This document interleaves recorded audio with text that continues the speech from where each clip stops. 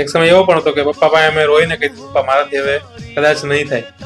તો પપ્પાએ ત્યાં સુધીનું સ્ટેન્ડ આપ્યું કે મને ખબર છે કે તું કરી શકે છે, તારામાં પોટેન્શિયલ છે, તું પૈસા નથી આવતા તો તું ટેન્શન ન લે, હું બેકેન્ડમાં ઉભો છું, ગમે એમ કરીને પૂરું કરશું. તો આ એક હિંમત છે ને, એ ક્યારેય તૂટવા નથી દેતી મને. મારા મમ્મીની વાત કરું તો હરમેશને માટે હું ક્યારે પણ થાક્યો હોય કે મમ્મી હવે છોડી દઈએ એમ, તો સેમ પપ્પાની જેમ જ કે મને ભરોસો, તું લીડર છો અને તારે કોઈથી ડરવા નથી. બેન બનાવી છે તો એ લોકોએ ફાઇનાન્શિયલ થી લઈ અને સાયકોલોજીકલ બધા સપોર્ટ મને પૂરા પાડ્યા છે. એ પછી મારી લાઈફમાં મારા વાઈફ આવ્યા ત્યારે કદાચ મારી કમાણી 0 હતી, એને મને સપોર્ટ આપ્યો. ક્યારેક તો એવા દિવસો પણ હતા કે ખીચામાં 20 રૂપિયા હોય અને 7 દિવસ નીકળી ગયા હોય, અને એ જ વાઈફ નો સપોર્ટ છેલ્લે સુધી. ટેન્શન નથી લેવા, થઈ જશે. આ પીરિયડમાં જે માણસ મારી સાથે રહ્યું ને, કદાચ આવું એને વ્યક્ત નહીં કરી શક્યો હોય, પણ કદાચ પોડકાસ્ટના માધ્યમથી કદાચ સાંભળશે આજે કે મને એવું હતું કે જો આના બદલે કોઈ બીજી સ્ત્રી કોઈ હોય કે બીજી કોઈ છોકરી હોય તો કદાચ